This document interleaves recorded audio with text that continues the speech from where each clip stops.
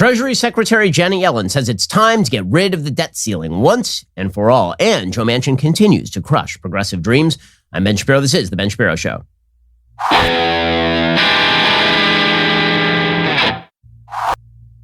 Today's show is sponsored by ExpressVPN. Thousands of my listeners have already secured their internet. Join them at expressvpn.com/Ben. Well, before we get to the news, here is your note for the day. You're paying way too much for your cell phone coverage. Stop paying for Verizon, AT&T, and T-Mobile social initiatives.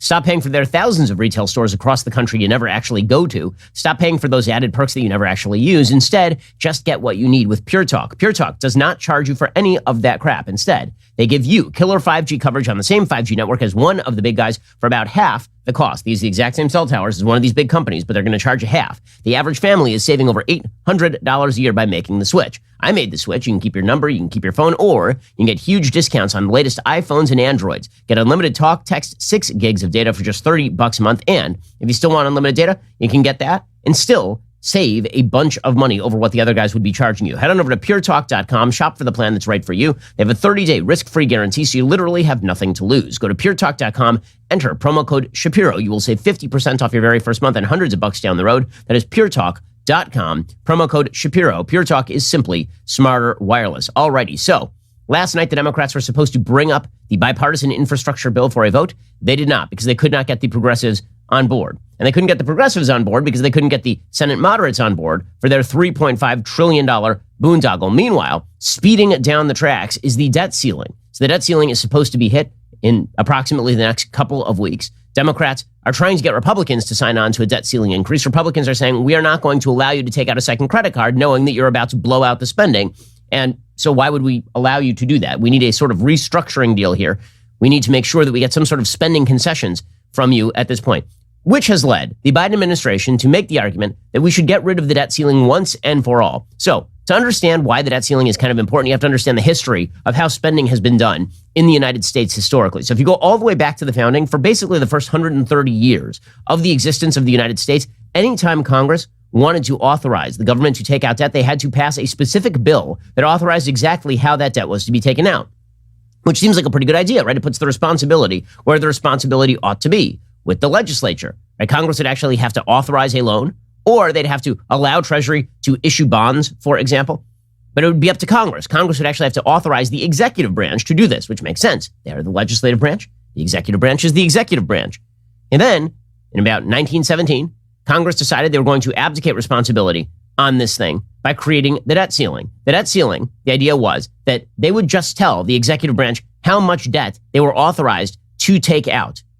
Right now, attached to a war, it makes a certain amount of sense, you would assume, because the executive branch is running the war. The executive branch needs to take out more debt on a short-term basis because, obviously, there are battle contingencies. But in the middle of a not war, getting rid of the specific authorization for taking out debt is really just a way for Congress to kick the can down the road without actually having to be held responsible for doing any of this stuff. Like, imagine that every time Congress passed a spending bill, they also had to pass a bill saying, we authorize the Treasury Department to take out this amount of debt on the open market. It would make everybody think for just a second, is this actually worth it? Congress doesn't want you to think, is it actually worth it? So instead, they pass these giant blunderbuss packages and they raise the debt ceiling at the same time. Okay, well, that was the rule up until about the 1970s.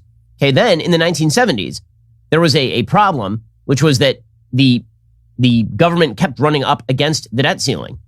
So Dick Gephardt was a former congressperson from Iowa. Gephardt imposed the so-called Gephardt rule.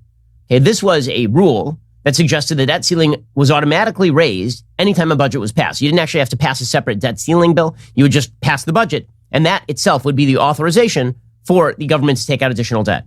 Then, during the Gingrich Revolution of the 90s, this was reversed. So in 1995, Congress said, no, we're not doing it this way anymore. We are not going to simply pretend that every time we authorize spending, the federal government has the ability to go out and take debt. Instead, we do have to take some of the blame or credit for raising the debt ceiling, so we're going to bring back the debt ceiling debate.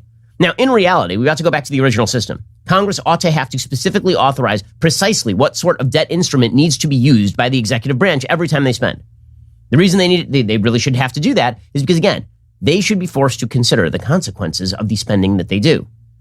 But we have both a legislative branch and an executive branch that seem to want to just spend without any sort of end at all. And a lot of this is sort of a riff on modern monetary theory, which is this idiotic idea that the federal government can spend as much money as it could possibly want for literally the rest of time, because nobody is ever going to see the full faith and credit of the United States as in doubt. And we are always going to be the world's strongest economy. We are always going to be the world's strongest currency. And if we aren't, well, we'll deal with that when we come to it. Janet Yellen, who, remember, was the head of the Federal Reserve. The Federal Reserve was supposed to be a nonpartisan, non-political board. It is their job to see that the inflation rates remain low and that employment remains high. So Janet Yellen was supposed to be this nonpartisan person. Of course, that Chinese fence, that Chinese screen between the Treasury Department and the Federal Reserve was obliterated long ago, but Janet Yellen has made clear just how fast that was obliterated. She moved directly from the Federal Reserve to the Treasury Department, where she has been now advocating to get rid of the debt ceiling entirely. The idea being that anytime Congress just passes something, it should automatically raise the debt ceiling so we can go out and we can borrow for it. And there will be no leverage to lower spending anytime in the future. Remember, the debt ceiling instrument has been used a couple of times in the past 10 years in order to lower spending or in order to jar certain political items loose. And it's not just a Republican thing. In 2006, Nancy Pelosi actually held up the debt ceiling in order to try and pry concessions from the Bush administration. But most famously, the debt ceiling debate was hit during the Boehner time as Speaker of the House, and the result was sequestration, which was a lowering of the rate of increase in government spending in the federal government. It was pretty controversial because Barack Obama insisted that half the cuts come from defense if there were going to be any cuts, because Barack Obama hated the Defense Department. But it was at least an instrument for attempting to lower the amount of money we spend. Now, we have the executive branch saying we want to spend without end, and we don't want any sort of congressional check on how much we can take out in order to pay for your spending.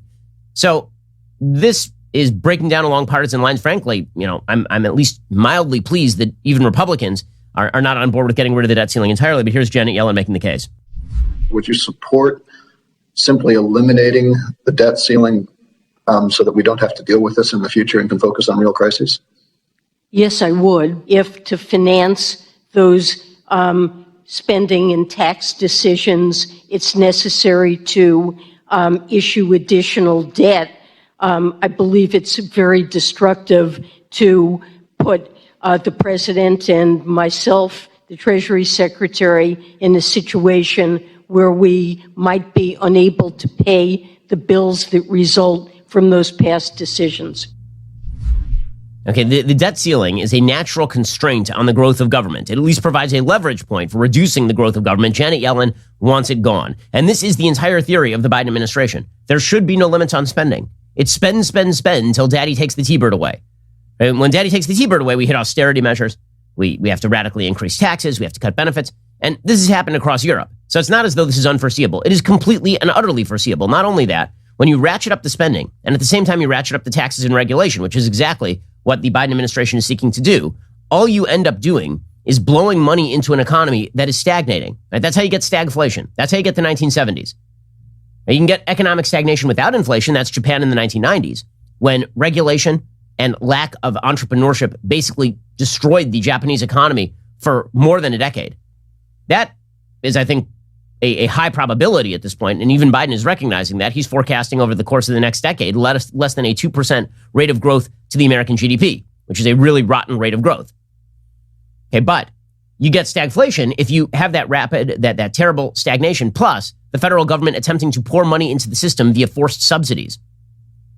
The Wall Street Journal has a piece today titled "Stock Market's September Slump Exposes Messy Underside."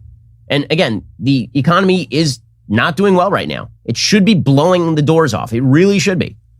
Again, we now not only have the COVID vaccines, but now we have reports that Merck is coming out with a once-a-day pill that reduces the possibility of hospitalization and death from COVID, even if you get infected, by 50%. So we're coming up with excellent new therapeutics. We already have a vaccine that is highly effective. This pandemic, from a public policy perspective, is now over. But the Biden administration can't let it go. And not just that, they are firmly committed to this fiscal policy, which is really about the reorganizing of American life along social democratic lines, which has a cost. Right? Even Sweden, which embraced the so-called third way, this vast spending, vast taxation initiative in the 1970s, they had to get rid of a lot of those taxes and a lot of that spending, specifically because it didn't pay for itself. They had to free up their economy. I mean, there are studies by which the Nordic countries actually have freer business regimens in business markets than the United States does. They have less regulations. They have more ease in beginning a business in many of these countries than the United States does at this point. So the United States is going down a really bad path right here. Says the Wall Street Journal, markets tumbled to end the quarter, sending the S&P 500 to its worst monthly pullback since the pandemic-fueled sell-off of March 2020. Stocks began the day higher, only to slump in the following hours. The S&P 500 wound up falling 1.2% to 4,307.54 on Thursday, nearly erasing the entirety of its gains for the entire quarter. The DJIA, the Dow Jones, it shed 1.6% as well. It suffered its first quarterly loss since the first 3 months of 2020. Now remember, this was the year when everything was supposed to just be guns blazing, gung-ho, no holds barred growth. Not really. Central bankers who were thinking this year's rise in inflation would wind up being a short-term phenomenon aren't sure how long transitory pressures will persist. Strategists who had predicted another strong quarter of economic growth are cutting estimates because of supply chain bottlenecks and the highly contagious Delta variant of COVID-19. Economic data have also been falling short of expectations. Citigroup's Economic Surprise Index, which tracks how much U.S. reports have been exceeding or undershooting estimates, fell this month to its lowest level since June 2020. The month proved a major setback for stocks, with all but one of the S&P 500's 11 sectors finishing lower in September. The S&P 500 is still up 15% for the year. It managed to squeeze out a sixth straight quarter of gains. The index is just a few percentage points away from its record close hit in early September. But not everything is moving together. The stock market is probably going to continue to gain, but not nearly as fast as people thought it was going to.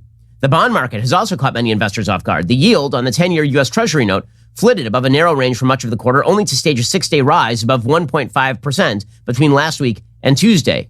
That was the biggest such advance since June 2020. The move came after the Federal Reserve indicated it was ready to begin reversing its pandemic stimulus programs as early as November and considering raising interest rates next year, given a jump in inflation. Liz Ann Saunders, chief investment strategist for Charles Schwab, says even though there's all this discussion about the market being resilient, the churn under the surface has shown more weakness. Saunders attributes the swift rotations taking place in the market to a bevy of investor worry. She says you have concerns about the virus, you have concerns about the debt ceiling, you have mixed economic data, and you've got uncertainty about monetary policy. She says, I don't know that we're going to get out of this mode anytime soon. And then there's inflation, which is also hitting and not going away. Remember, we were told this was transitory. We are now in October.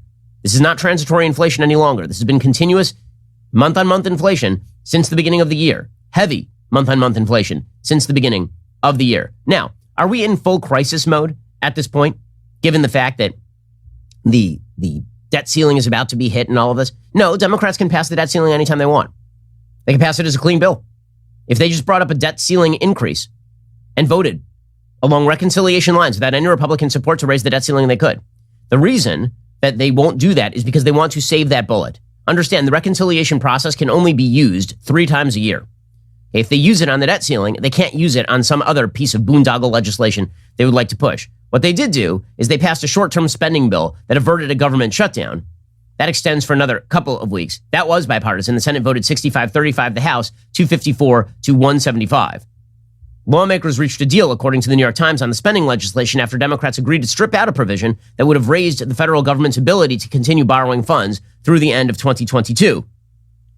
The legislation keeps the government fully funded through December 3rd, which gives lawmakers additional time to reach consensus over the dozen annual spending bills that dictate federal spending.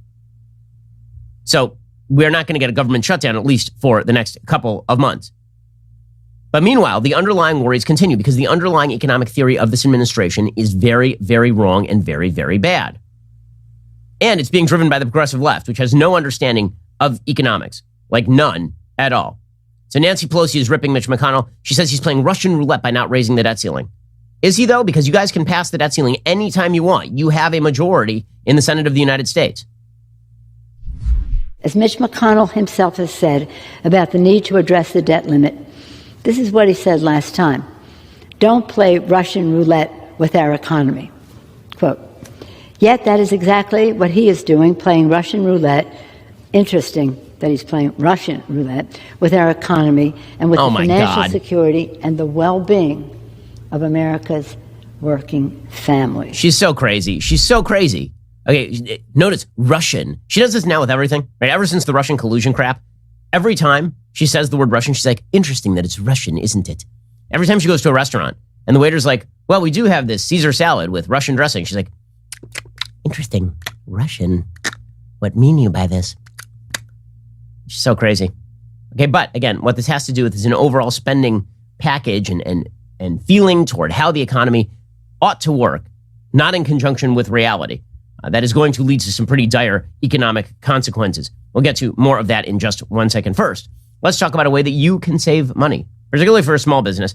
You spend a lot of time at the post office. You spend a lot of money on your postage. Why not do all of that from the ease and comfort of your office and save a bunch of money while you're doing it? I am talking about Stamps.com. With Stamps.com, you can send letters and packages for less with discounted rates from USPS, UPS, and more. Here at Daily Wire, we've been using Stamps.com since 2017. No more wasting our time. Since 1998, Stamps.com has been an indispensable tool for nearly 1 million businesses. Stamps.com brings the services of the U.S. Postal Service and UPS shipping directly to your computer. Whether you're an office sending invoices, a side hustle Etsy shop, or a full-blown warehouse shipping out orders, Stamps.com will make your life easier.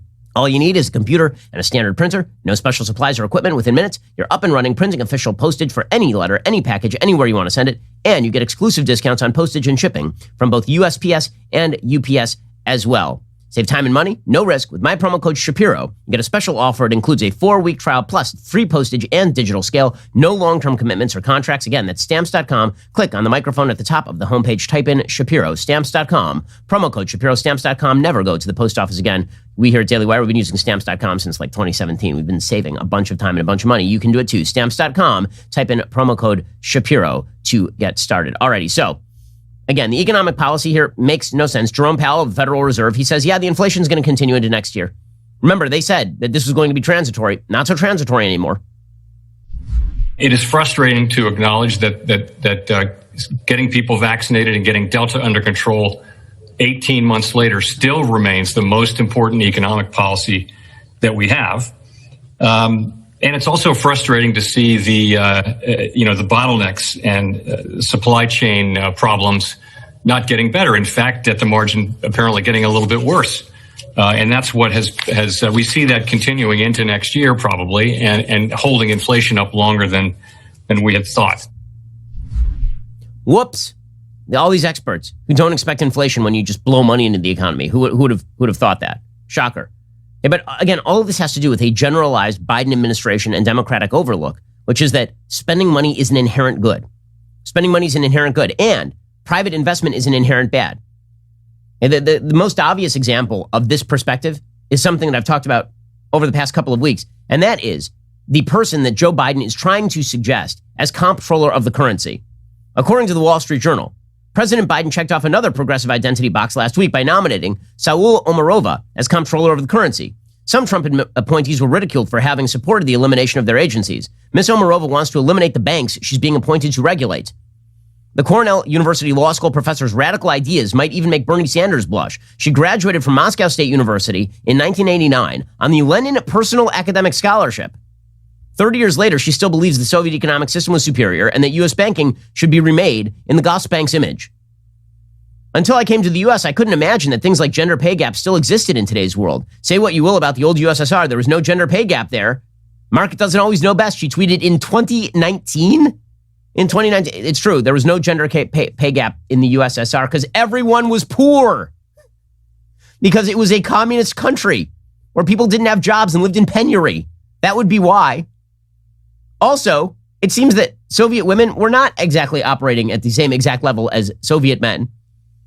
Right? The suggestion that everybody's operating at perfectly equal levels in the Soviet Union is rather ignorant of history and economics. Then she said, I never claimed women and men were treated absolutely equally in every facet of Soviet life. But people's salaries were set by the state in a gender-blind manner, and all women got very generous maternity benefits. Both things are still a pipe dream in our society. Maternity, it sounds like Bernie Sanders talking about the Cuban healthcare system. Sure, every so often they would take you and they would throw you in jail, and they might kill members of your family. And sure, your uncle had to float in a car from Havana to Miami, but they have great basic healthcare. You got to give them that. Literacy. Omarova thinks asset prices, pay scales, capital, and credit should be dictated by the federal government. In 2 papers, she's advocated expanding the Federal Reserve's mandate to include the price levels of systemically important financial assets as well as worker wages. So she doesn't just want the Federal Reserve. Again, remember, this is the executive branch, not the legislative branch. First of all, the legislative branch should not have any power to do this either. Price and wage controls are not in the purview of the federal government. Frankly, they shouldn't be in the purview of the state government either. But They certainly are not in the purview of the federal government. Constitutionally speaking, nothing in the federal government's mandate of power, the Constitution of the United States, gives them the power to federally set wages or prices. That is not a thing. Okay, but even if you thought it were a thing, it would reside at the legislative level, not at the executive branch level. She wants it to reside inside the Federal Reserve, which is not even answerable to the executive branch. It's an independent agency. Okay, this is crazy stuff. And this is who Biden is selecting. Moderate old Joe Biden is selecting this person to lead the efforts. In a recent paper, The People's Ledger, she effectively proposed the Federal Reserve take over consumer bank deposits, end banking as we know it, and become the ultimate public platform for generating, modulating, and allocating financial resources in a modern economy. So the Federal Reserve would now become the lender to the American people. Want a mortgage? You'd go to the Federal Reserve. Want a business loan? You'd go to the Federal Reserve. Now, if you think that the Federal Reserve has a great history of this sort of stuff, I suggest that you take a look at Fannie Mae and Freddie Mac from, say, 1999 to 2007. See how well that went. It turns out that when the government runs the lending programs, they bias toward the people who are more likely to be politically beneficial to them. And their top priority is not, in fact, profitability or any measure of the durability of the lending instrument. Instead, the only thing they care about is what it gets done politically, which is disastrous, obviously. She wants the U.S. to create a central bank digital currency, FedCoin, to redesign our financial system and turn the Fed's balance sheet into a true people's ledger.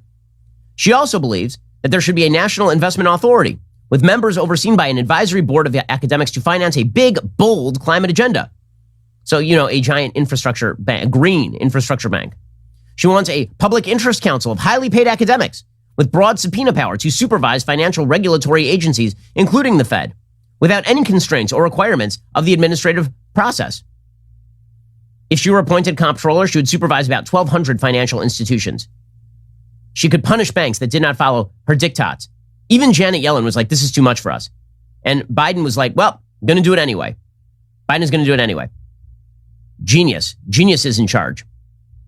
Speaking of which, in just 1 second, we have to discuss this $3.5 trillion plan, which is going to go down to flaming defeat at this point. At the very least, it's going to be cut down to size, whittled down about half.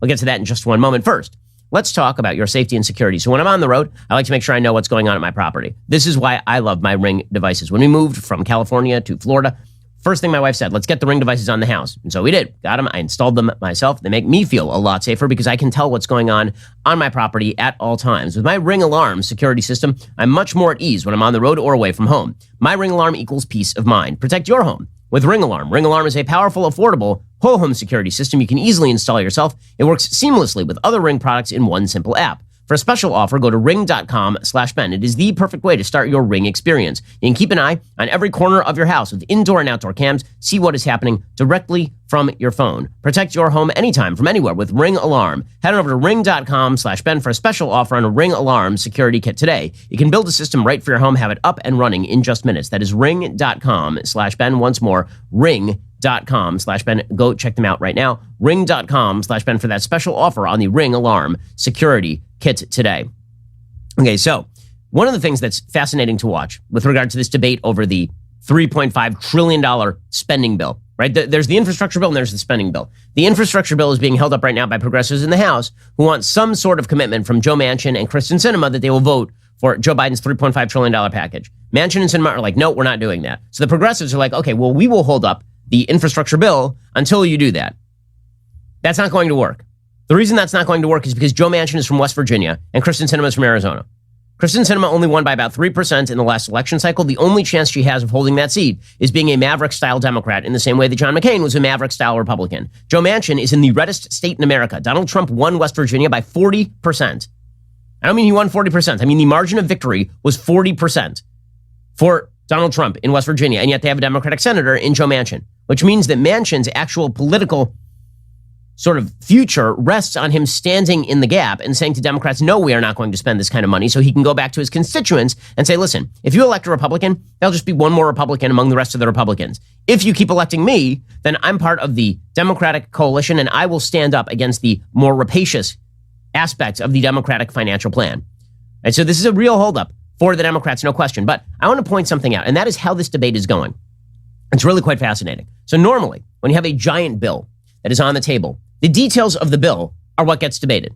When it was Obamacare, there were significant talks about exactly what was the mandate going to be? What were the penalties going to be? what kinds of plans were going to be available. Would there be a public option? Would there not be a public option? What would be encompassed in terms of what insurance companies were forced to cover? How would you deal with pre-existing conditions, right? These were all policy debates that were happening over Obamacare. By the way, Obamacare was projected to cost like $1 trillion. It'll cost about $2 trillion after all is said and done.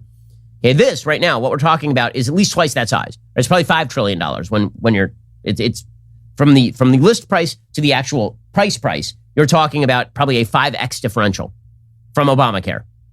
Okay, but put aside the price. That is the only thing that anyone can, like, do you know what's in the bill? You might know what's in the bill a little bit because I've talked about what's in the bill, right? Namely, a bunch of child tax credits that are not means tested, which is basically just a government giveaway. They also have a marriage penalty attached. We've talked about the community college funding. We've talked about the attempt to essentially make Head Start universal. Right? There's a bunch of stuff, the climate change proposals. I've talked about it, but that is not what you hear in the media. What you hear in the media is just the top line number. All that matters is the top line number, not the content of the bill. Now, normally, the way that you'd make a case for a bill like this is, here's a bunch of good stuff we want to do, and here's how much money it's going to cost. If you don't like the cost, it's because you want to stop the good stuff we want to do. No one is talking about that bill in these terms. They are just talking about that bill in terms of, if you want $3.5 trillion, you are good. If you want less than $3.5 trillion, you are bad. It is all about the top line number. Why? Because the bottom line Democratic idea here is that all that matters is the spending. It doesn't matter where you spend it. It doesn't matter how you spend it. It doesn't matter what programs are involved. The only thing that matters is that you blow money out, that you make people more dependent. And you could just helicopter this cash over the center of the United States, and the Democrats would be happy. It does not matter what programs are actually effectuated with the cash, which is why there are not any negotiations that are really happening between the progressives and the moderates, where the moderates say, listen, we got to curb this particular plan right here because we don't think it's good enough. And the progressives are like, well, if you're going to do that, we need to up the game right here because here's what we're trying to accomplish. Nobody's talking about what they are trying to accomplish because the dirty secret is everyone knows what they're trying to accomplish. And that is the maximization of government intrusion into your life via either subsidies or regulation. That is what they're trying to accomplish. So they never discuss the details.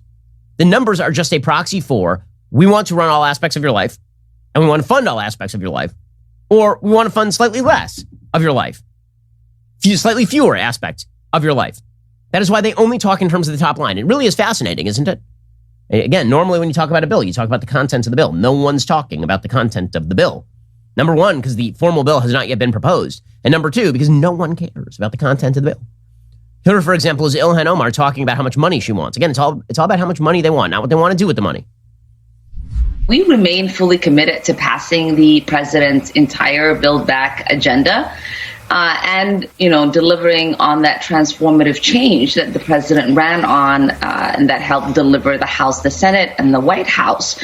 Now, as you remember, the Senate sent us a budget resolution that had the 3.5 price tag. What do they want to cut? Do they want to cut childcare for families that desperately need it? Do they want to not address the climate crisis for a future generation? Do they not want to have hearing, vision, and dental care for the elderly? Do they not want? Okay, that sort of blackmail is not going to work because, again, there is all of this stuff available for all these people already. Okay, if you think that elderly people in the United States don't have any sort of way to get dental care, I don't know what world you are living in. Private means exist for dental care. Okay, that has been a thing for quite a while in the United States, as it turns out. It's not that there are a bunch of old gummers walking around all toothless. The notion that the elderly population in the United States is in complete lack of dental and vision care, and that we need to pay for it with the federal government, but that's not the point. The point is the spending. The spending is the point. This is what Joe Manchin understands. Right? The spending is the point. And this is why you end up with headlines like from David Brooks. This is why we need to spend $4 trillion. $4 trillion. Look how he increased it by like 0.5 trillion. Just, it's $500 billion. Yeah. David Brooks of the New York Times, who's being retweeted by Ron Klain. If you want to know what Biden is thinking, Biden's brain is not Biden. It is Ronald Klain, who's on Twitter, basically tweeting out a la Donald Trump, all of his interior monologues. So he tweeted out David Brooks's column today. David Brooks, who is one of the supposed in-house Republicans over at the New York Times, which is hysterical. He says, have we given up on the idea that policy can change history? Have we lost faith in our ability to reverse or even be alarmed by national decline? More and more, I hear people accepting the idea that America is not as energetic or youthful as it used to be. I can practically hear the spirits of our ancestors crying out, the ones who had a core faith that this would forever be the greatest nation on the planet, the New Jerusalem, the last best hope of earth. My ancestors were aspiring immigrants and understood where the beating heart of the nation resided, with the working class and the middle class, the ones depicted by Willa Cather, James Agee, Ralph Ellison, or in The Honeymooners, the best years of our lives, and On the Waterfront. There was a time when the phrase the common man was a source of pride and a high compliment. Over the past few decades, there's been a redistribution of dignity, upward. From Reagan through Romney, the Republicans valorized entrepreneurs, CEOs in Wall Street. The Democratic Party became dominated by the creative class who attended competitive colleges, moved to affluent metro areas, married each other, and ladled advantages onto their kids so they could leap even further ahead. There was a bipartisan embrace of a culture of individualism, which opens up a lot of space for people with resources and social support, but means loneliness and abandonment for people without. 4 years of college became the definition of the good life, which left roughly 2/3 of the country out. And so came the crisis that Biden was elected to address, the poisonous combination of elite insularity and vicious populist resentment. The Democratic spending bills are economic packages that serve moral and cultural purposes. They should be measured by their cultural impact, not merely by wonky analysis. Okay, bottom line is, if we spend lots of money, this is going to make people feel good, is David Brooks' basic argument. You will feel better if we spend lots of money. I also enjoy the notion that the founding fathers would have been all on board with the federal government taxing us at exorbitant rates to fund every form of social welfare benefit they could possibly imagine. You know, precisely the stuff that they were rebelling against the British Empire for doing to them. I mean, they were literally rebelling against the British Empire because their taxes were too high and because they were concerned that their rights as Englishmen were being invaded because they did not have proper representation. What do you make of an executive government that basically regulates every aspect of your life without any input from you, as well as tax rates that would have made the British Empire blush? What do you make of that? But he's not going back to the founding fathers, obviously, David Brooks. He is going back to the FDR vision of what the United States should be, namely a quasi-socialistic enterprise. Okay, well, I mean, you can make that argument, but that's not going to be a very good argument. Okay, so anyway, Joe Manchin is standing in the breach because, again, his political motive here is to stand in the breach. If he does not stand in the breach, he loses his seat in West Virginia. So Joe Manchin came out yesterday. He said, my limit is 1.5 trillion, not 3.5 trillion, not 4 trillion, 1.5 trillion. My top line has not been. My top line has been 1.5 because I believe in my heart that what we can do and what the needs we have right now and what we can afford to do without basically changing our whole society to an entitlement mentality. So, yep. Right. I mean, he is correct about this. This has made him persona non grata inside the Democratic Party. Manchin then crushed more progressive dreams. He said, there will be no deal linking both bills. I'm not going to hold up the infrastructure bill so that they can ram through $3.5 trillion of spending. Not going to happen. Senator, progressives feel, though, you're not dealing in good faith. They felt that there was a deal made before. I never knew about that. Never heard of it. So you were never part of a deal that linked the two bills together? About two of them are going to be together? Yeah. Why do you think we work so hard to separate it? That is correct. Okay, and then Manchin went even further. He said, you want 3.5 trillion bucks? Elect more liberals. I'm not one of those. Again, remember, his incentive structure here is to be a conservative Democrat, of whom there are very few left in the Democratic Party. I've never been a liberal in any way, shape, or the form. There's no one who's ever thought I was. I've been governor, I've been state secretary of state, I've been state legislature, I've been a U.S. senator, and I have voted pretty consistently all my whole life. I don't fault any of them who believe that they're much more progressive and much more liberal. God bless them. And all they need to do is we have to elect more, I guess, for them to get theirs, elect more liberals. Ouch. Ouch. I mean, that is Joe Manchin just smacking down the squad.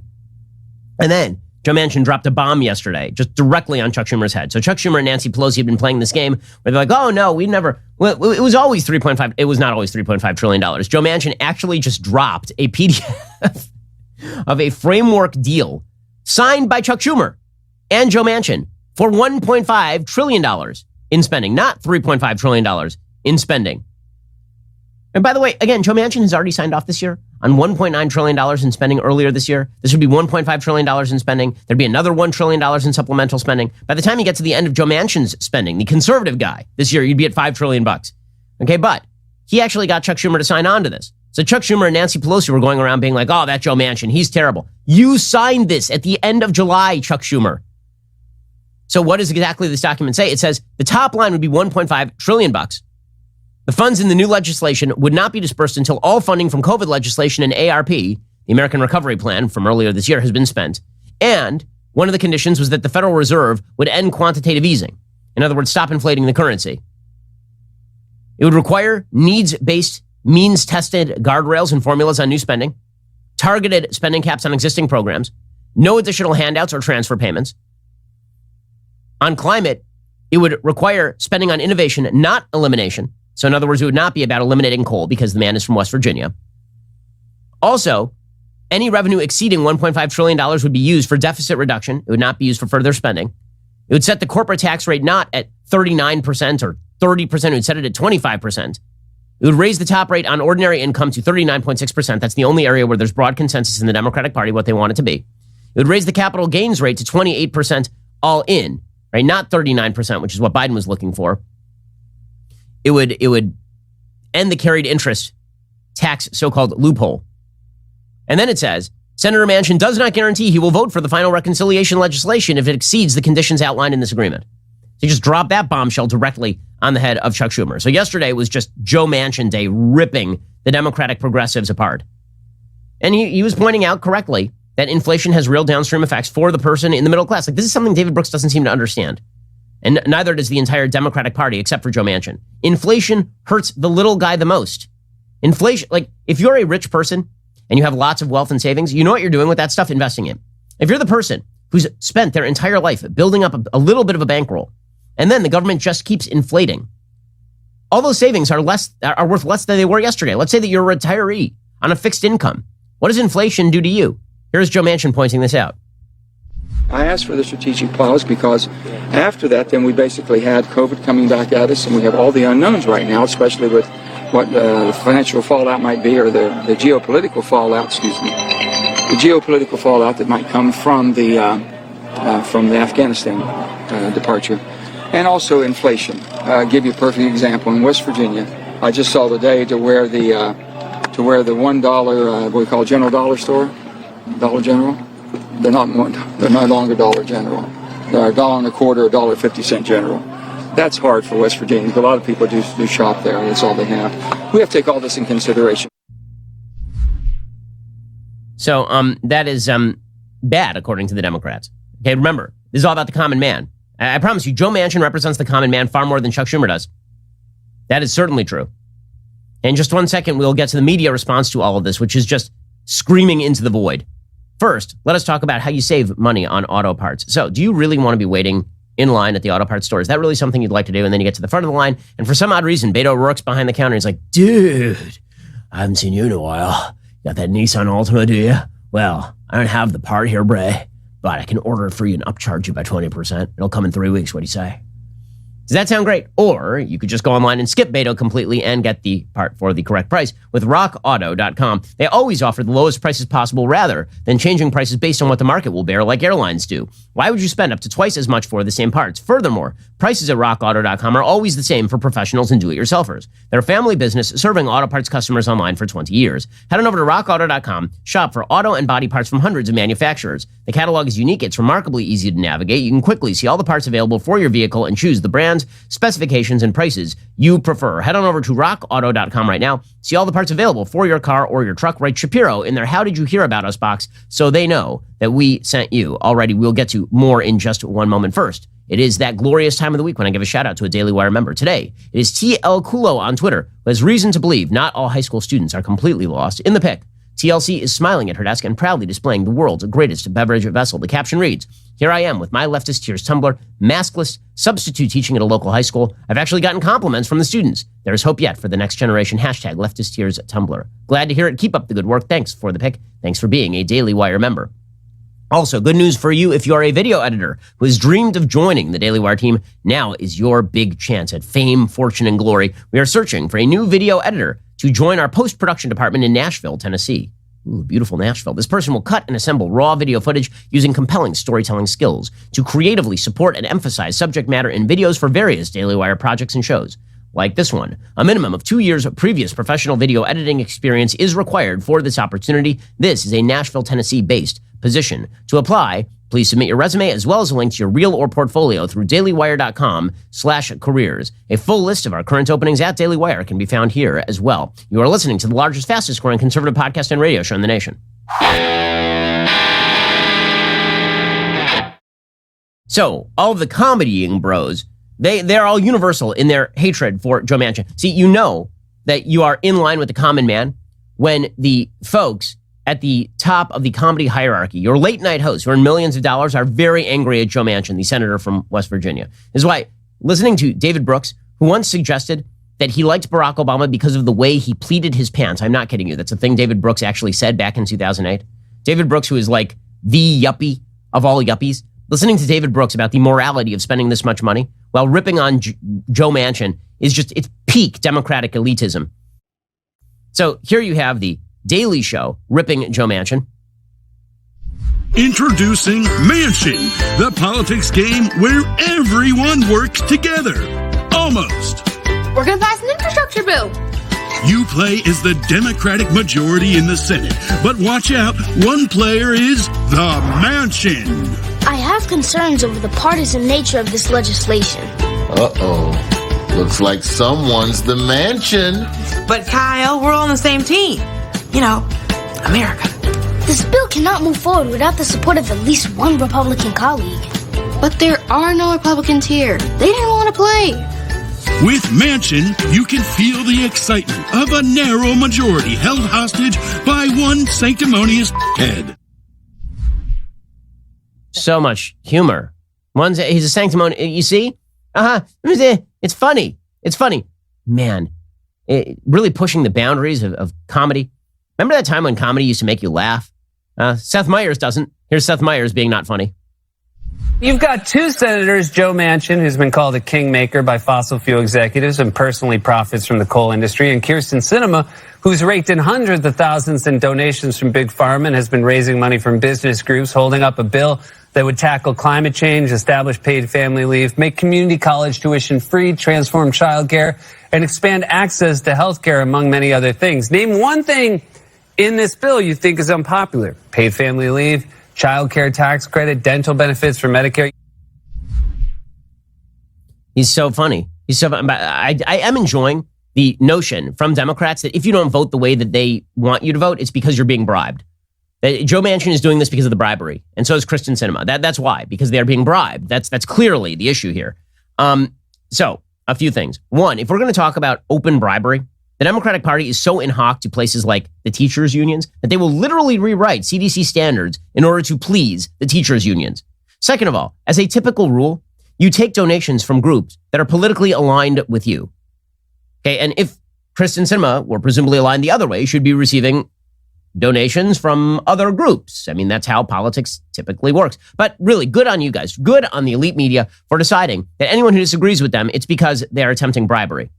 All the while ignoring the fact that the entire Democratic program is an attempt to bribe voters with their own money. Right? Take money from, in some cases, not their own money, in some cases from their next door neighbor. Right? We'll take your next door neighbor's money, we'll give it to you, and then you'll vote for us. Seems to be the Democratic pitch here. But they're all for the common man. It's all the common man. It's all the common good. Again, their basic idea here is we spend endless amounts of money forever, and there's no downside ever. And all we gain is more and more control over your life. Now, I would be remiss if I did not note that there is a new standard with regard to immigration. I mean, this administration is a bleep show in so many ways. The DHS has issued new arrest and deportation guidelines to immigration agents, right? This comes just a week after the DHS lied about its own agents by suggesting that they were whipping immigrants, illegal immigrants at the border. The Biden administration said that. Biden said it. Harris said it. Mayorkas said it. It was all a lie. Now, the DHS is issuing new regulations. What do these regulations do, according to the Washington Post? Quote, Homeland Security Secretary Alejandro Mayorkas issued broad new directives to immigration officers on Thursday, saying the fact that someone is an undocumented immigrant, quote, should not alone be the basis of a decision to detain and deport them from the United States. Oh, that's not, but aren't you like the immigration, like border patrol? So your job is to patrol the border, but if someone crosses the border illegally, that is not alone the basis to detain or deport them from the United States. I wonder why people think there's an open border here. It's bewildering to me. Who could have predicted such a thing? The same time these people are releasing there are 15,000 people under the bridge in Del Rio, Texas. 10 to 12,000 of them, according to Mayorkas, entered the United States. I wonder why everyone thinks there's an open border here in the United States. Maybe because there's an open border here in the United States thanks to these tool bags. So now you're not just combining bad economic policy with inflationary policy and bad fiscal policy. You got bad economic policy, bad fiscal policy, endless welfare benefits, and an open border. I can't see how anything here is going to be bad. It's all probably going to be great. Now, even Bernie Sanders used to be in favor of a closed border. He was in favor of a closed border because he made the perfectly plausible and rational argument that if you offer endless welfare benefits to people and leave the border open, you won't be able to pay for everyone. So much for that. We've got an administration that wants endless welfare benefits for pretty much everybody, and also an open border. An amnesty program is on the way for those who say, well, illegal immigrants can't receive things like federal welfare benefits. First of all, they can receive in some states state welfare benefits. They receive free public education for their kids. But beyond that, the administration would very much like to make all these people citizens as fast as humanly possible. Does this look like a recipe for the success of the United States, or does it look like an attempt to gain ultimate power for the rest of time by the Democratic Party? Endless welfare benefits, endless bribery, endless spending combined with open borders is one hell of a combo. Alrighty, we'll be back here later today with an additional hour of content. First, you can't forget to end your week by checking out The Andrew Klavan Show. Drew's show is every Friday. He's got an exciting evening planned for you. Head on over to dailywire.com at 7 p.m. Eastern, 6 p.m. Central. Tune in. I'm Ben Shapiro. This is The Ben Shapiro Show. If you enjoyed this episode, don't forget to subscribe. And if you want to help spread the word, please give us a 5-star review and tell your friends to subscribe too. We're available on Apple Podcasts, Spotify, and wherever you listen to podcasts. Also, be sure to check out the other Daily Wire podcasts, including The Andrew Klavan Show, The Michael Knowles Show, and The Matt Walsh Show. Thanks for listening. The Ben Shapiro Show is produced by Elliot Feld. Executive producer, Jeremy Boring. Our supervising producer is Mathis Glover. Production manager, Pavel Wydowski. Associate producer, Bradford Carrington. Post-producer, Justin Barber. The show is edited by Adam Sayevitz. Audio is mixed by Mike Coromina. Hair and makeup is by Fabiola Cristina. Production assistant, Jessica Kranz. The Ben Shapiro Show is a Daily Wire production. Copyright, Daily Wire 2021. Hey everybody, this is Andrew Klavan, host of The Andrew Klavan Show. Some people are depressed because the republic is collapsing, the end of days is approaching, and the moon's turned to blood. But on The Andrew Klavan Show, that's where the fun just gets started. So come on over to The Andrew Klavan Show and laugh your way through the fall of the republic with me, Andrew Klavan.